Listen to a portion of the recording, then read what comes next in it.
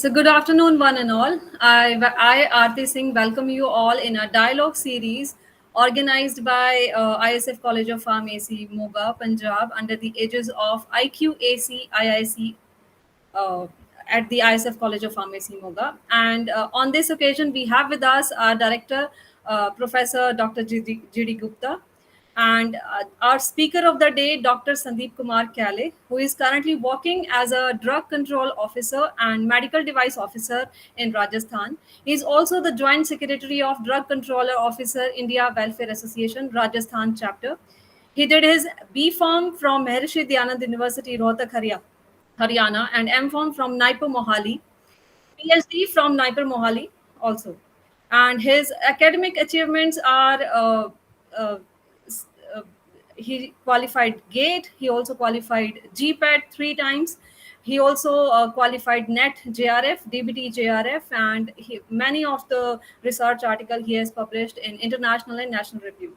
So we welcome you, sir. Thank you. Thank you, Dr. Aarti.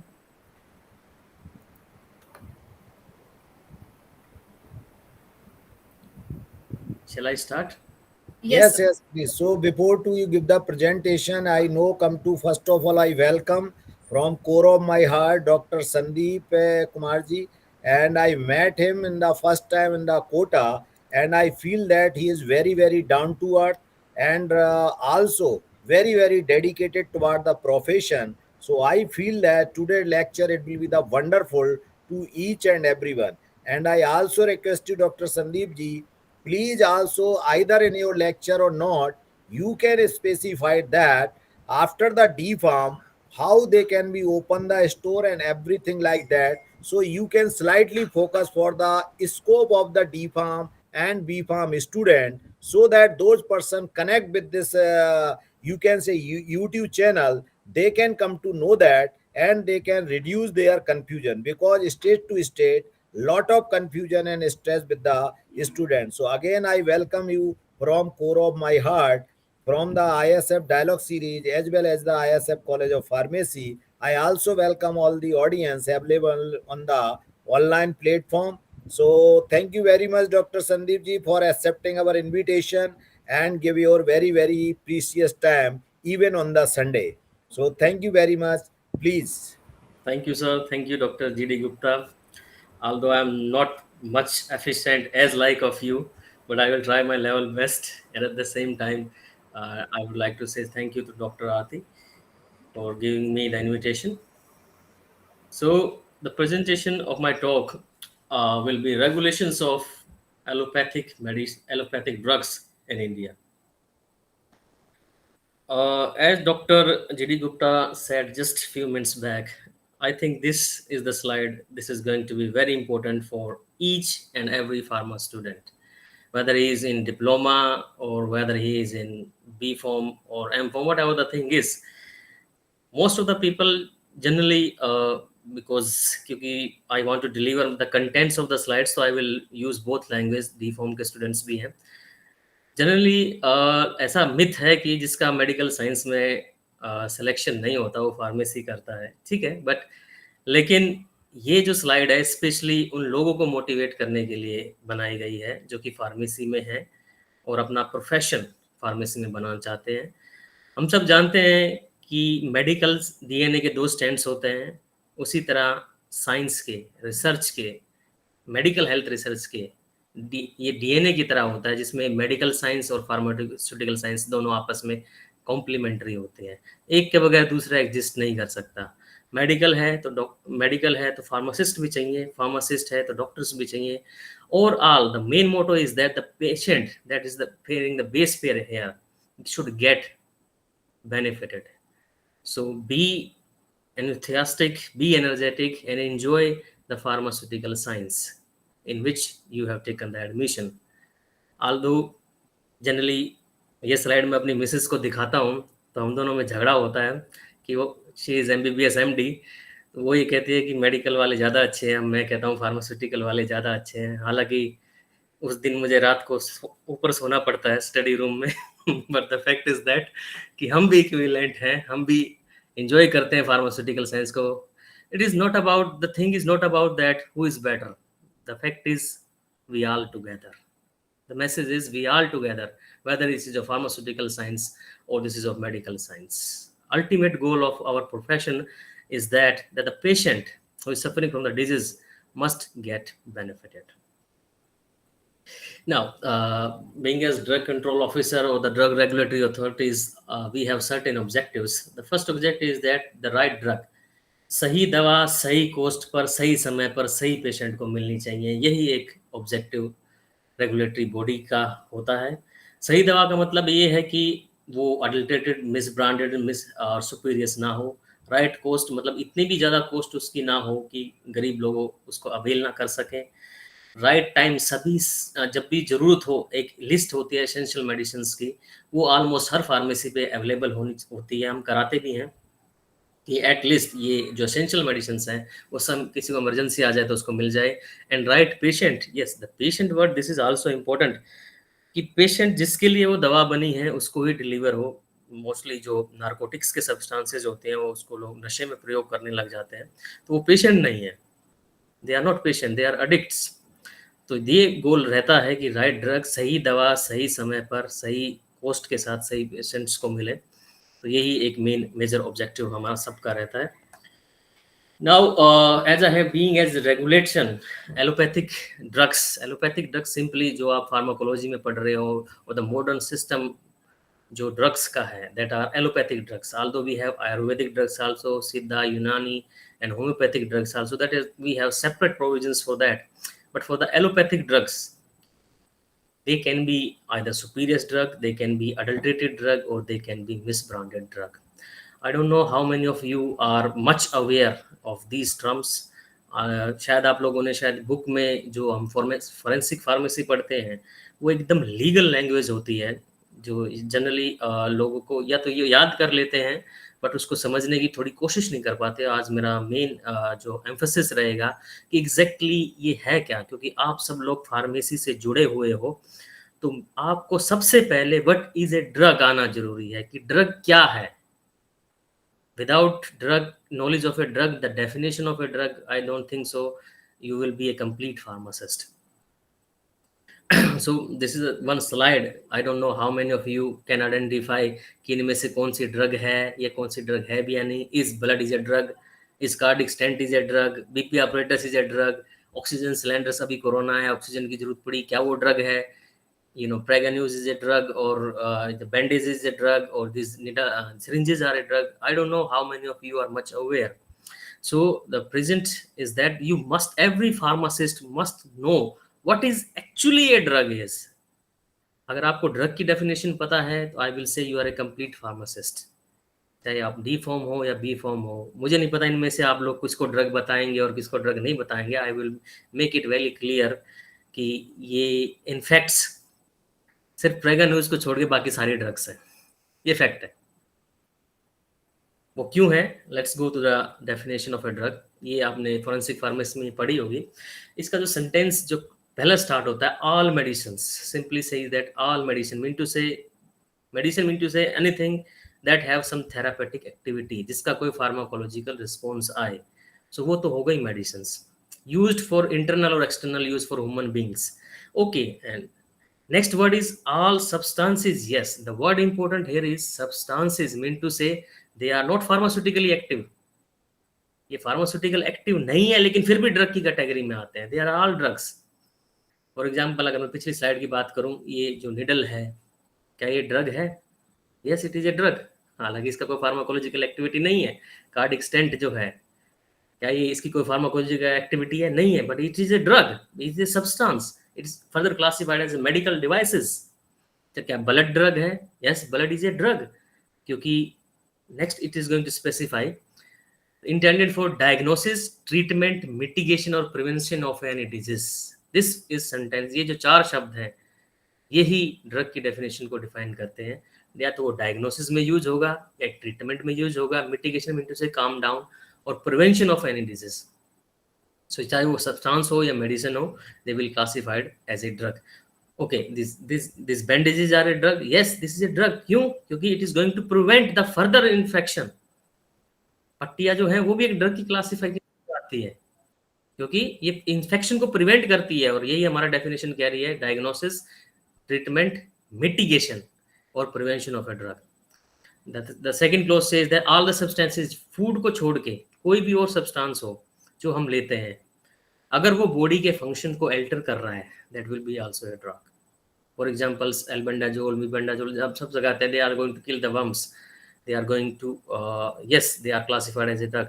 Third one is that all the substances used as a component of a drug. This is very important. The word mention is here component. Component mean to say, for example, अगर हम injection की बात करें, आपको किसी antibiotic का injection लगाना है, फॉर एग्जाम्पल एमिकासिन का ले लो, वो एक एम्प्यूल में आएगा, बट उसको कंप्लीट ड्रग बनाने के लिए आपको सिरिंज भी चाहिए, निडल भी चाहिए, then it will have to be filled. Now syringe, needle and that amikacin sulfate injection completely make a drug. ये सिरेंज और निडल कंपोनेंट है, बट दे उसके बगैर ड्रग बन ही नहीं सकती, पूरी कंप्लीट डिलीवरी नहीं हो सकती। तो that's why this is classified as drugs. For example another is empty capsule shells. हालांकि खाली जो कैप्सूल सेल्स है वो भी, क्योंकि उसके अंदर ड्रग भरी जानी है, वो ड्रग एज सच नहीं है, बट दे आर कंपोनेंट है, क्योंकि उसके बगैर वो पूरा नहीं हो पा रहा। So that's why this is also a drug. And next one is all the devices. Devices mean to say medical devices जो होते हैं, मैं लास्ट में हल्का डिफरेंस बताऊंगा ड्रग और मेडिकल डिवाइस में कहाँ डिफरेंस है। In the last I have keep that for that one, जो कि ट्रीटमेंट, डायग्नोसिंग, जितने भी आपके ओकुलर लेंसेज यूज होते हैं, आपके इम्प्लांट्स यूज होते हैं, ये सब मेडिकल डिवाइसेस की कैटेगरी में आते हैं। So now basically what are superior drugs? This is the thrust of the presentation will be on superior drugs. अगर हम superior drugs की जनरली हिंदी में, वैसे तो माड़ी मोटी पंजाबी सानू भी आती है, बट आई विल ट्राई कि superior drugs जनरली हिंदी में अगर मैं इसका मतलब बताऊं तो इसको हम कहते हैं नकली दवा। नकली दवा, counterfeit drugs, they are superior drugs. Simple. If somebody asks to you what is superior drugs, then you will simply say nakli dawa, or counterfeit drugs will be the superior drugs. Now what is a superior, और कौन सी condition है जब दवा नकली बनती है, या जब हम किस किस कंडीशंस में दवा को हम नकली कहेंगे। Now the first case, condition number 1, अगर मैं ये कहूँ कि जो स्ट्रिप है या जो इंजेक्शन है, जो टेबलेट है, उसके लेबल पर लिखा है और मैन्युफैक्चर बाय केले pharmaceuticals in Rohtak Haryana, but ये फैक्ट्री जो है हरियाणा में एग्जिस्ट ही नहीं करती। When the manufacture is fictitious, mean to say झूठा है, और डज नॉट एग्जिस्ट, नहीं है वो, बस लेबल पे लिख दिया कि ये दवाई जो है केले फार्मास्यूटिकल्स रोहतक ने बनाई है, लेकिन वो फर्म है ही नहीं वहां पर, ठीक है, then this drug will be become a superior drug. Condition number 1। अगर एक तो है एग्जिस्ट नहीं करती, ठीक है ना, इसमें तो वर्ड है, other the company is fictitious, mean to say झूठी, and another is does not exist, मतलब एग्जिस्ट ही नहीं है ही नहीं, कभी कोई फैक्ट्री नहीं है। अब फिक्टिशियस का मतलब क्या है कि मैंने एड्रेस दे दिया कि यस मेरी जो फैक्ट्री है लेबल के ऊपर कि ये एग्जिस्ट करती है रोहतक हरियाणा के अंदर नियर MDU यूनिवर्सिटी, बट वो रोहतक हरियाणा में ना हो के ISF मोगा कॉलेज के पास है, तो ये जो एड्रेस है ये फिक्टिशियस हो गया, ये झूठा हो गया। So this is also either firm does not exist, और जो उसका एड्रेस है वो फिक्टिशियस है, वो वहां ना होकर कहीं और है। So that's makes the case 1 of a drug that superior. Now case 2, if it is to be product of a manufacturer whom it is not truly a product, इसको एक्चुअली हम कहते हैं काउंटरफीट।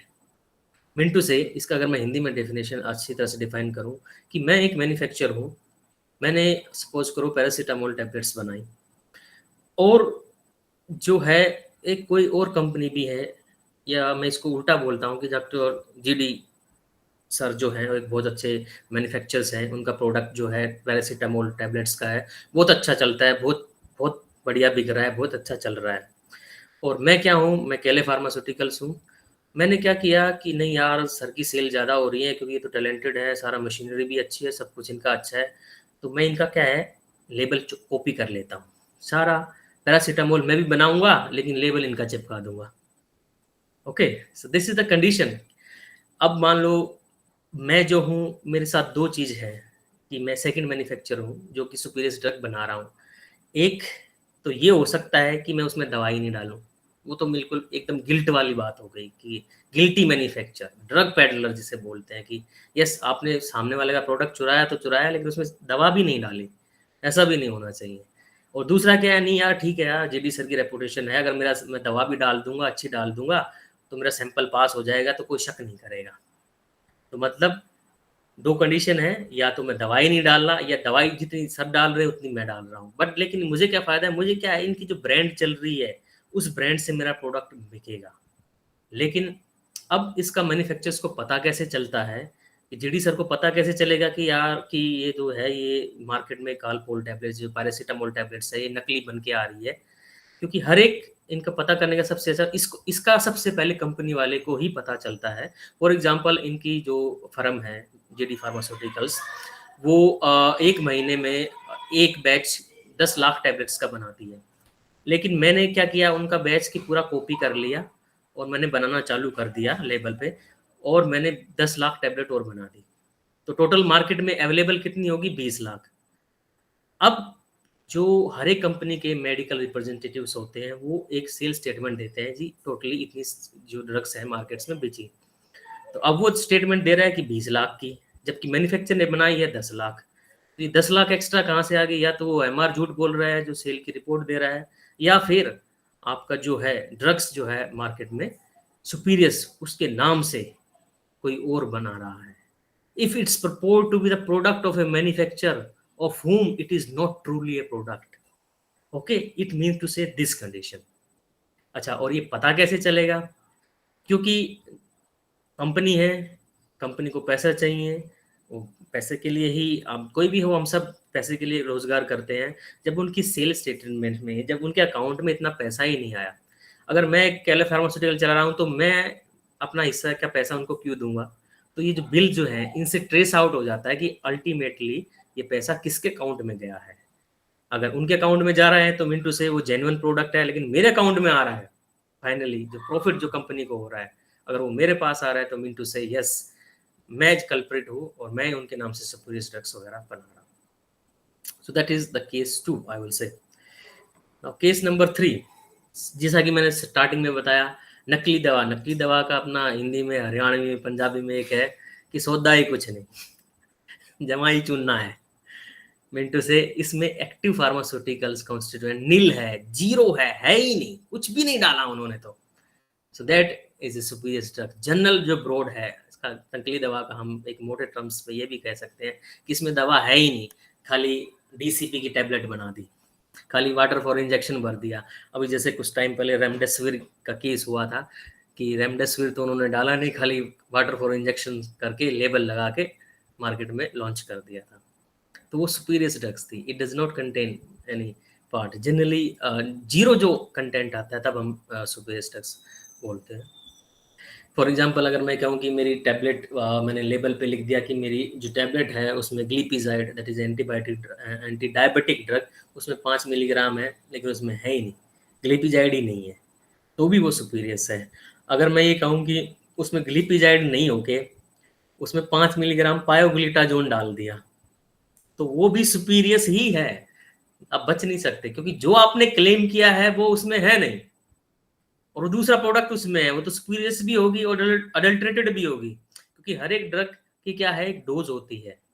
अब डॉक्टर ने prescribe glipizide 5 mg के हिसाब से किया है, हो सकता है जो पायोग्लिटाजोन हो वो 1 mg के हिसाब से डलती हो, तो पेशेंट तो इससे सफर करेगा, ही विल डेफिनेटली सफर, क्योंकि हो सकता है उसकी शॉक के कारण डेथ हो जाए, ग्लाइसेमिक शॉक के कारण डेथ हो जाए। सो ये बहुत drugs is very very, food और ड्रग में बस सबसे बड़ा, जनरली फूड इंस्पेक्टर भी हमारे साथ बैठे रहते हैं, तो हमारा थोड़ा सा हल्का सा कभी कभार डिबेट चलता है। तो मैंने कहा भैया हमारी तो 1 मिलीग्राम ही आदमी को हिलाने के लिए बहुत है, तुम चाहे 1 किलो घेवर खा लो, 1 किलो मर्ती खा लो, ज्यादा कुछ नहीं होगा उसको। So this is the drug. That's why we have strict provisions for drugs rather than the foods. Now, condition number 4. That's if it is manufactured under the name which belongs to the another drug. For example, ये भी जैसे कि मैंने पहले बताया उससे linked है कि कोई ये ड्रग जो है, इनका ब्रांड नेम हमने सब कुछ चुरा लिया और then we are going to make the products. और जनरली क्या होता है इसमें, एक चीज़ और ध्यान रखी जाती है कि मैं एक मैन्युफैक्चर हूँ, मेरे पास पैरासीटामोल बनाने की टैबलेट है, परमिशन है, एक प्रोडक्ट परमिशन होता है। कोई भी मैन्युफैक्चरर्स क्या क्या प्रोडक्ट बनाएगा वो लाइसेंसिंग अथॉरिटी को सबमिट करता है। तो वो जो प्रोडक्ट परमिशन, फॉर एग्जांपल मेरे पास नीमोस्लाइड की है, पैरासीटामोल की है, लेकिन डाइक्लोफिनेक की नहीं है, और मैंने डाइक्लोफिनेक बनाना चलाना शुरू कर दिया, हालांकि मेरे पास ड्रग लाइसेंस भी है, वैलिड ड्रग लाइसेंस है, फैक्ट्री है, कॉम्पिटेंट स्टाफ है, पर्सनैलिटी है, सब कुछ है, बट मेरे पास उसकी प्रोडक्ट परमिशन ही नहीं है, तो वो ड्रग भी सुपीरियर्स की कैटेगरी में काउंट हो जाएगी। जैसे कि अभी रिसेंटली हुआ था, रेमडेसिविर की बनाने की जो परमिशन थी कुछ एक फेट्रो कंपनी को दी गई थी, लेकिन 2-4 नकली आ गई, उनके पास प्रोडक्ट नहीं थे, लेकिन उनके पास ड्रग लाइसेंस था, बट उनके पास वो परमिशन नहीं थी। Yes, they can synthesize for the sale of drugs. Next is superior drug if it imitation का मतलब होता है नकल, हूबहू, और is substitute of any other drugs or resembles with any other drug in a manner likely to deceive का मतलब होता है धोखा देना, और bear upon it and the label of the container of another drug unless it is plainly or conspicuously marked का मतलब होता है चालाकी से, conspicuous मतलब किसी को पता ना चले, इस हिसाब से उस marked so as to reveal its character and select identity of such drugs। Mean to simply है कि आपने एग्जैक्टली जो लेबल जो है उसका कॉपी कर लिया है, ठीक है ना, और लेकिन उसमें आपने identity of such drug mean to say उसमें ड्रग ही नहीं डाली है, बिल्कुल हूबहू नकल है उसकी, बट आप ड्रग डालना भूल गए हो, तो that is a superior drugs. So I hope so these are the basics that's everyone should know what are superior drugs. और मैं उम्मीद करता हूँ कि अगर आप फ्यूचर में कभी कोई आपसे सुपीरियर ड्रग्स के बारे में पूछे तो आप अच्छी तरह से डिफाइन कर पाएंगे। अगर फिर भी कोई क्वेश्चन होगा तो I will take later on the presentation. So next one is the adulterated drugs. जैसा कि हम सब जानते हैं, ये पढ़ते ही आ रहे हैं, अडल्ट्रेटेड मीन टू से इन ब्रॉड टर्म्स की उसमें वो कंपोनेंट तो है, बट उसके साथ साथ कोई दूसरा कंपोनेंट भी ऐड हो गया, simple is that adulterated. But in case of allopathic medicine you should have to take care of the things is that कि उसके अंदर कोई प्यूट्रेड डिकम्पोज सब्सटेंस नहीं होना चाहिए, जिसके कारण जो कंडीशंस जो हैं, या फिर वो जो इन सैनिटरी कंडीशन में नहीं होना चाहिए, जिसके कारण जो है कि मान लो हम इंजेक्शन बना रहे हैं, उसमें कोई फंगल ग्रोथ हो गई, इन सैनिटरी कंडीशंस के अंदर बनाया गया, तो that will be the adulteration.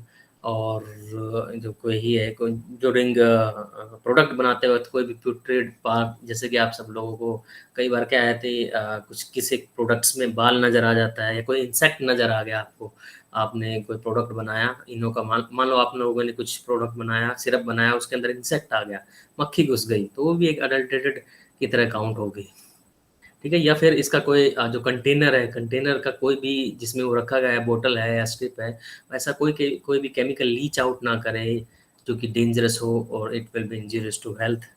And next one is that अगर इसके अंदर जो कलर है, जो प्रेस्क्राइब कलर है, इंडियन फार्माकोपिया के अंदर कुछ कलर्स को प्रेस्क्राइब किया गया है कि आप यही कलर सिर्फ मेडिसिन के अंदर यूज कर सकते हैं, इसके अलावा आप यूज नहीं कर सकते, तो इन that case also the drug will become adulterated.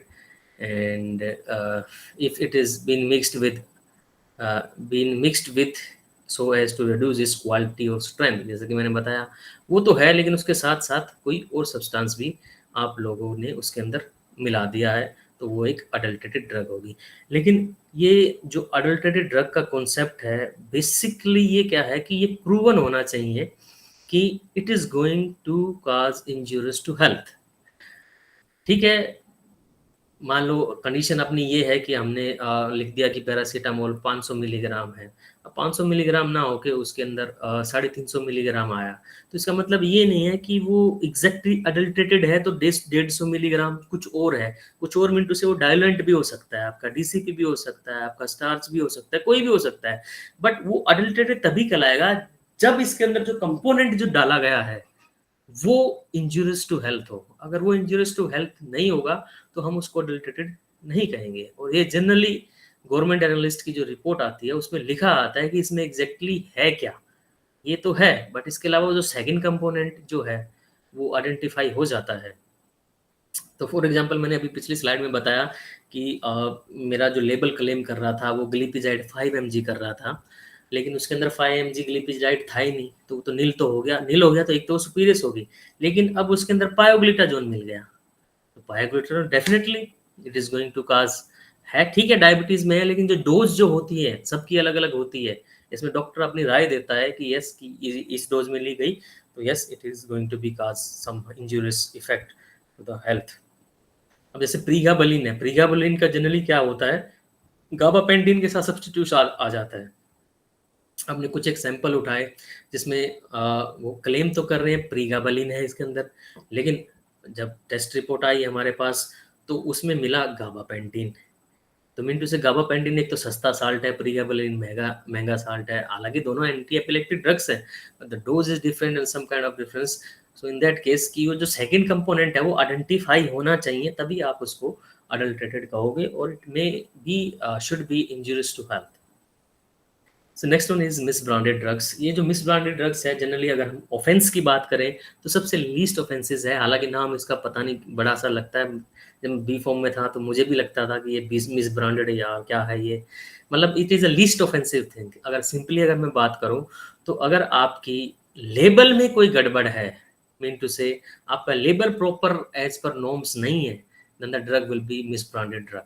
For example simply अगर मैं कहूँ, मैं क्लेम कर रहा हूँ कि मेरे पास एक इंजेक्शन है उसके लेबल पे लिखा है एमिकासिन सल्फेट 10 मिलीग्राम, अब वो 10 मिलीग्राम ना हो के 5 मिलीग्राम है तो वो मिस ब्रांडेड है। ओके, अब मैं कह रहा हूँ कि मेरे पास एक कफ सिरप है, उसका जो बोतल है वो 100 ml की है, अब वो 100 ml की ना हो के वो 80 ml की मिली तो मिस ब्रांडेड है। Okay thank you. अगर मतलब लेबलिंग पैरामीटर में अगर कहीं कोई मिस्टेक है जो नॉर्म्स को फॉलो नहीं कर पा रहा है तो वो मिस ब्रांड कर रहा है, वो क्यों, it is giving the false claims which makes any false claim of a drug. False claim मतलब झूठा क्लेम दे रहा है। जैसे कि शेड्यूल एक्स कैटेगरी की ड्रग्स जो होती हैं उनके लेफ्ट हैंड साइड पे आप कोई भी उठा के देखो, स्ट्रिप उठा के, तो एक 1 mm की रेड कलर की लाइन रहती है, अगर वो नहीं है तो वो मिस ब्रांड है।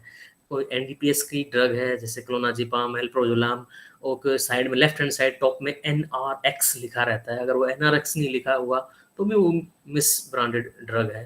These are the general things, मोटा मोटा जिसको अगर आप फार्मेसी में हो तो ये कुछ चीजें हैं ब्रीफली एंड कंसाइजली आप सब लोगों को ये पता होनी चाहिए कि yes these are the difference between misbrand, adulterated and the superior drugs.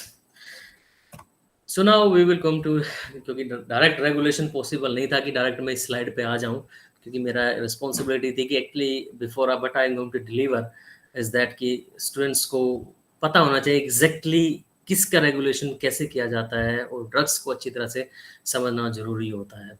So in India हमारे पास द सेंट्रल ड्रग लेबोरेटरी, दो गवर्निंग बॉडी है, एक वन इज जो सेंट्रल है, सेकेंड वन इज स्टेट।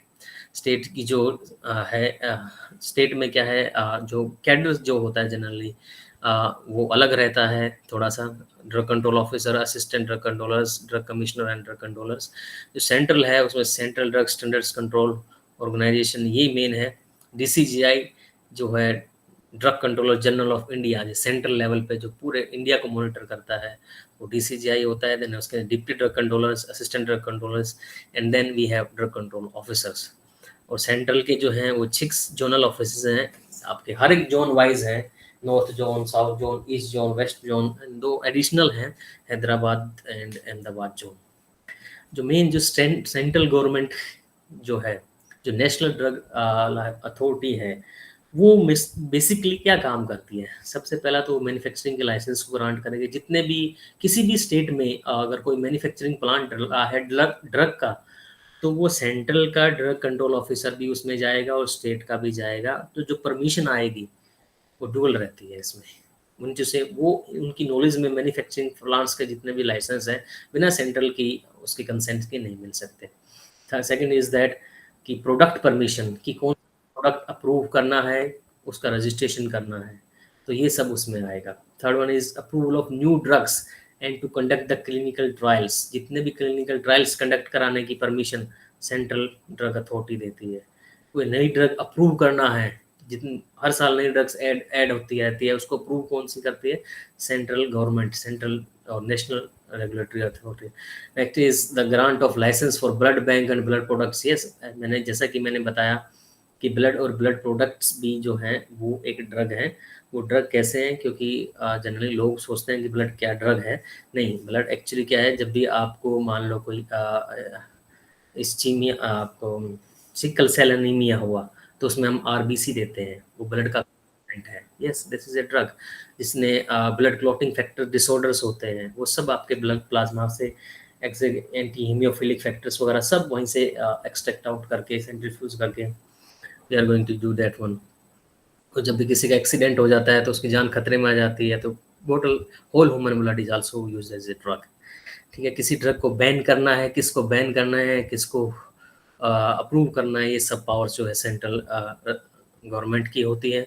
अभी रिसेंटली जो है कोडीन की जितनी भी फॉर्मुलेशंस हैं लगभग उनको सबको बैन कर दिया गया है, क्योंकि उनका एडिक्शन ज़्यादा है और कोई जो कॉम्बिनेशन में जो डिलीवर कर रहे थे it is not going to be so much effective. Just generally लोग क्या करते हैं कि अपना प्राइस बढ़ाने के लिए एक कॉम्बिनेशन फिक्स डोज किसी और की और ऐड कर देते हैं, जिससे कारण वो बढ़ जाता है, प्राइस बढ़ जाता है और वो आपका जो उससे निकल जाता है प्राइसिंग अथॉरिटी से। सो एडवर्स ड्रग रिएक्शंस जो भी है अगर उसको रेगुलेट करने की पावर्स, देखने की पावर सब सेंट्रल लाइसेंसिंग अथॉरिटी की होती है। स्टेट का जनरली क्या है, जितने भी आपके रिटेल सेल, होल सेल और हॉस्पिटल फार्मेसीज जो है जनरली ये लिमिटेड ही है। स्टेट वालों का रोल उनकी इंस्पेक्शन करना होता है, कंप्लेंट बेस्ड और रूटीन बेस्ड इंस्पेक्शन और सैम्पलिंग करना to take out the sample. These are the general the regulatory body that exist in India. So now अगर हमें मेन इंश्योरेंस इज दैट, जैसे कि मैंने बताया कि सही दवा सही वक्त पर सही समय पर सही कॉस्ट पे सही आदमी को मिलनी चाहिए। तो जो सही दवा का है ये जो प्रोसीजर है ये कैसे होता है कि हमें drug control officers does not have X ray fitted in their eyes कि जो देखते ही बता दें कि यस ये तो दवा नकली है, ये तो फर्जी। यस, कुछ एक्सपीरियंस होता है, कुछ एक्सपीरियंस से चीज़ें आती है, बट लेबल देख के जनरली कोई नहीं बता सकता कि ये सुपीरियर ड्रग होगी या अडल्ट्रेटेड ड्रग होगी। मिस ब्रांड का तो बता सकता है। तो उसके लिए क्या करते हैं कि ड्रग कंट्रोल ऑफिसर्स या फिर पहले ड्रग इंस्पेक्टर, एक्ट में तो ड्रग इंस्पेक्टर लिखा रहता है, लेकिन आजकल हर स्टेट में इसका नाम ड्रग इंस्पेक्टर को चेंज कर दिया गया है, ड्रग कंट्रोल ऑफिसर। तो वो क्या कहते हैं, रूटीन पे कंप्लेंट पे फार्मेसी से सैम्पलिंग उठाता है, वो सैंपल उठाता है, जो सैंपल की जो रिपोर्ट आती है वो देता है गवर्नमेंट एनालिस्ट। तो ये जो गवर्नमेंट एनालिस्ट और ड्रग कंट्रोल ऑफिसर ये चोली दामन का साथ, ये भी आपस में कॉम्प्लीमेंट्री ही है। ये दोनों हैं जो कि मेजर रोल प्ले करते हैं कि जो राइट ड्रग डिलीवर हो पेशेंट तक। तो जनरली इसमें एक हल्का सा मैं थोड़ा रिमाइंड करूंगा, एक सैम्पलिंग प्रोसीजर होता है जो कि मैं सबको क्लियर करना चाहूँगा जल्द से जल्द, कि जब भी मैं अगर कोई ड्रग कंट्रोल मैं किसी दवाई का सैंपल लेता हूँ तो मैं उसके 4 सैंपल पोर्शन बनाऊंगा अदर देन मैन्युफैक्चर। अगर मैन्युफैक्चर से सैंपल ले रहा हूँ डायरेक्टली तो मैं 3 सैंपल पोर्शन बनाऊंगा, और रिटेल सेल या होल सेल या किसी भी दुकान से या हॉस्पिटल फार्मेसी से अगर मैं किसी भी ड्रग का सैंपल उठाता हूँ तो उसके 4 भाग बनाता हूँ। मान लो मैंने 200 इंजेक्शंस ट्रामाडोल के ले लिए, तो ट्रामाडोल के 200 इंजेक्शन मैंने सैंपल क्वांटिटी मेरी होगी 200 इंजेक्शन। अब इसके मैं 4 सैंपल पोर्शन बनाऊंगा मिनटू से 50 50 50 50, तो टोटल 4 सैंपल पोर्शन बन जाते हैं। तो पहला सैंपल पोर्शन जो है मैंने जिससे सैंपल लिया है, जिस दुकान से सैंपल लिया है, जिस हॉस्पिटल फार्मेसी से, मैं उसको दूंगा। सेकंड सैंपल पोर्शन मैं गवर्नमेंट एनालिस्ट को भेजूंगा टेस्ट एंड एनालिसिस के लिए। थर्ड सैंपल पोर्शन जो है वो मैन्युफैक्चर जिसने वो बनाया है उसके लिए होता है। और चौथा सैंपल पोर्शन कोर्ट प्रोसीडिंग के लिए होता है। अगर कोई सैंपल मान लो फेल हो जाता है तो उसकी प्रोसीडिंग जो है वो कोर्ट के थ्रू की जाती है। तो जैसे ही मैं सैंपल पोर्शन में गवर्नमेंट एनालिस्ट को भेजता हूँ तो गवर्नमेंट एनालिस्ट को भेजने के बाद वो उसको टेस्ट और एनालिसिस करता है, तो उसकी जो रिपोर्ट है वो 3 कॉपीज में आती है, 3 ओरिजिनल कॉपीज में आती है। तो एक ओरिजिनल कॉपी मैंने जहाँ से सैंपल लिया उसको देता हूँ, दूसरी ओरिजिनल कॉपी मैन्युफैक्चर जिसने वो बनाई है उसके पास रहती है, और तीसरी जो है वो ड्रग कंट्रोल ऑफिसर के पास रहती है। अगर सैंपल फेल हो जाता है तो ये जो तीसरी कॉपी के बिहाफ पर और जो मैन्युफैक्चर को जैसे ही सैंपल फेल होता है, मान लो कोई अडल्ट्रेटेड या सुपीरियर ड्रग आ गई, तो ड्रग कंट्रोल ऑफिसर उसको मैन्युफैक्चर को नोटिस देता है कि यस कि आपका ये जो सैंपल है ये फेल हुआ है, आप इसके बारे में अपना जवाब जो है रिटर्न सबमिट करें। और ये जो गवर्नमेंट एनालिस्ट की रिपोर्ट है क्या आप इससे सहमत है या नहीं है, whether you want to challenge this report और नॉट। तो मोस्ट ऑफ द टाइम क्या है कि जब वो नोटिस देता है तो 28 दिन के अंदर मैन्युफैक्चरर्स को उसको रिप्लाई करना होता है कि 28 दिन में उसको जवाब देना होता है। जनरली मैन्युफैक्चरर्स यही कहता है कि नहीं, यस हमारा प्रोडक्ट बहुत अच्छा है, हमने यहाँ टेस्ट कर लिया, हमारा तो बिल्कुल क्वालिटी स्टैंडर्ड्स का है, आपके यहीं टेस्टिंग, आपने टेस्टिंग ठीक नहीं की, आपकी गवर्नमेंट एनालिस्ट ने टेस्टिंग ठीक नहीं की, तो हम रिपोर्ट को चैलेंज करते हैं। मोस्ट ऑफ द टाइम 99% वो चैलेंज ही करता है। जब वो चैलेंज हो जाता है तो यस, तो जो लास्ट है तो देन जो ड्रग कंट्रोल ऑफिसर है वो कोर्ट में एक एप्लीकेशन लगाता है कि यस कि ये सर ये सैंपल था, NSQ note of standard quality का घोषित हुआ और मैन्युफैक्चर इसको चैलेंज करना चाहता है। तो कोर्ट जो है ड्रग इंस्पेक्टर को डायरेक्ट करती है कि आप वो जो लास्ट वाला सैंपल पोर्शन जो आपके ऑफिस में आपके पास रखा है, आप उसको कोर्ट में लेके आएँ, उसको हम दोबारा जांच के लिए हम सेंट्रल ड्रग लेबोरेटरी उसको भेजा जाता है। अपने यहाँ की जो central drug laboratory chemical analysis के लिए है, इंडिया की केमिकल एनालिसिस के लिए बोल रहा हूँ मैं, जो कि सिर्फ केमिकल का एनालिसिस करेगी, वो है कलकत्ता के अंदर, CDL कोलकाता, ये सेंट्रल है। फिर ये सैंपल कोर्ट के थ्रू एक जनरली लकड़ी के डब्बे में डाल के हम इसको सेंट्रल ड्रग लेबोरेटरी कोलकाता के लिए दोबारा टेस्टिंग के लिए भेजते हैं और जिसकी रिपोर्ट फॉर्म 2 में आती है। ये जो फॉर्म 2 की रिपोर्ट है ये फाइनल है। अगर इसमें सैंपल फेल हुआ तो वो फेल ही माना जाएगा, अगर इसमें वो पास हुआ तो वो पास कहलाया जाएगा। जनरली मैन्युफैक्चरर्स का क्या कहते हैं कि जी जो पहले वाला जो गवर्नमेंट एनालिस्ट है उसने जो हमारा प्रोटोकॉल्स है उसके हिसाब से टेस्टिंग नहीं की, उसने एरर कर दिया, इसलिए हम इसको चैलेंज कराना चाहते हैं। तो जनरली सेंट्रल ड्रग लेबोरेटरी कई बार मैन्युफैक्चरर्स को भी बताते कि आप जो स्टैंडर्ड टेस्टिंग प्रोटोकॉल भेजिए आप कि किस प्रोटोकॉल से आपने टेस्ट किया है। तो वो प्रोटोकॉल लगा के भी अगर वो टेस्ट करते हैं और वो सैंपल फेल हो जाता है तो वो फाइनल रिपोर्ट मानी जाएगी। अगर पास हो जाता है तो केस वहीं ख़त्म हो जाता है, किसी की कोई लीगल प्रोसीडिंग नहीं होती, कुछ नहीं होता, किसी के ऊपर कोई केस नहीं होगा।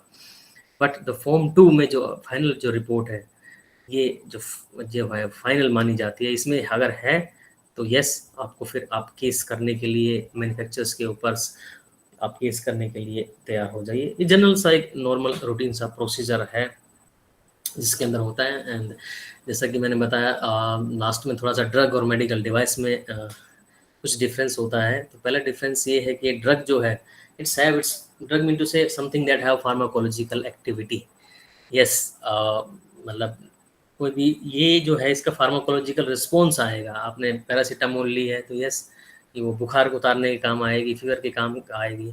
बट मेडिकल डिवाइस का है ये इंजीनियरिंग के ऊपर बेस्ड है, इसमें design is the main thing. Second is drug होगा तो उसकी safety and efficacy depending upon इस केमिकल स्ट्रक्चर कैसा है वैसा होता है। बट मेडिकल डिवाइस की मोस्टली जो हम देखते हैं कि वो फिजिकली एक्शन उसकी परफॉर्मेंस कैसी है, कि क्या वो मान लो कार्डिक स्टेंट है, क्या वो इफेक्टिवली काम कर पा रहा है या नहीं कर पा रहा है, उसकी सेफ्टी एफिकेसी नहीं। But second third one is that local and systemic toxicity. Drug जो है उसके बारे में हम सोचेंगे कि हाँ ये टॉक्सिसिटी भी होगी, लोकल है, सिस्टमिक है, ये इसका थेरापेटिक इंडेक्स कितना है, ये सारी चीज़ें ड्रग के केस में देखी जाती है। मेडिकल डिवाइस के केस में हम जनरली बायोकम्पैटिबिलिटी को ज़्यादा फोकस करते हैं कि यस कि वेदर ये बायोकम्पैटिबल होगा या नहीं होगा। And the last one is drug की जो है वो प्रोडक्ट लाइफ लॉन्ग होती है। फॉर एग्जांपल पैरासीटामोल कभी 1900 या कभी बना होगा लेकिन वो आज तक चल रहा है, आज तक पैरासीटामोल काम कर रहा है, वो ड्रग है। लेकिन अगर मेडिकल डिवाइस क्या है वो डिज़ाइन है, इंजीनियर्ड डिज़ाइन है, तो आज हो सकता है 5 साल बाद उस डिज़ाइन में इम्प्रूवमेंट कर लिया जाए तो वो अब्सोल्यूट हो जाएगा और नया डिज़ाइन आ जाएगा। So these are the some difference that makes so the time allotted to me is only 30 minutes. So thank you very much. I did my presentation. At the last, I would like to say special thanks to ISF College of Pharmacy Moga, and special thanks to Dr. G.D. Gupta sir, the dynamic personality that I have met, an energetic one, and to Shri Praveen Garg and Professor Dr. R. Kinarang. Thank you very much. Thanks a lot. Thank you. Thank you very much, sir, for such a wonderful talk. Now we have some AMFOM students with us. May I ask them whether they want to ask any question or any query they have? They want to discuss anything? Yes, Natasha, Palak, Aman, Simran.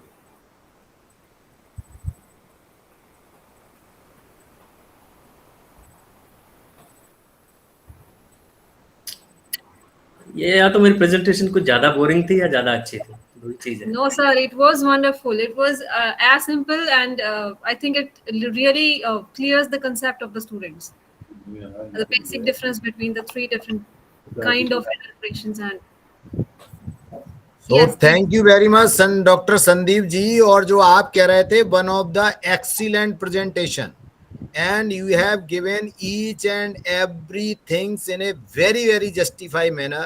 और जैसे एक layman कहते हैं ना, वो भी understood कर रहा होगा. जैसे सपूरियस, अब why we need to the so many technical things. Spurious means नकली, मीन्स नकली. बस इतना एक लेमैन को पता होना चाहिए, सपूरियस मीन्स नकली है, तो उसको ज्यादा गुड़ा भाग और शब्दों का हेर फेर की आवश्यकता नहीं लगती है. So I hope that Yes. your talk, it will be the one of the best, and it will be the direct useful to the each and everybody. So thank you very Yes, much, sir. Dr. Sandeep ji. Over to Thank Dr. you, sir. Aarti. So thank you very much, sir, for enlightening us with sir your आप last एक बार आपने वो state के वो provisions जो है हर state से अलग है, वो एक्सपीरियंस वाली, और I exactly want to not so confirm, क्योंकि पार्लियामेंट्री एक्ट है, ये कैसे क्या इम्प्लीमेंट हो रहा है, आई डोंट थिंक सो इसको एक ज्यादा बार चलेगा। डॉक्टर साहब आप जरूर देखिए, क्योंकि मैं खुद ही अंडरस्टैंड नहीं कर पा रहा, इसलिए मैंने I asked to the question कि ये हो रहा है. So you can check it, because this is the recorded lecture. तो हम आपसे डिस्कशन कर लेंगे, एंड आई होप दैट कि how we can resolve it. ये हुआ किस लेवल पर पास, थोड़ा ये जानना जरूर मैं चाहूँगा. तो I will call you and the confirm the things के हाउ इट इज पॉसिबल और not possible. Okay sir, thank you. So thank you once again, sir. Thank you very much for enlightening us with your expertise, and it was an amazing lecture and discussion. So I hope the knowledge shared by you will definitely help the student to gain the knowledge in the area of regulation of allopathic medicines in India. So thank you once again for giving us your valuable time. Thank you very much. Thank you, sir. Thank you, ma'am. Thanks a lot. Thank you, sir.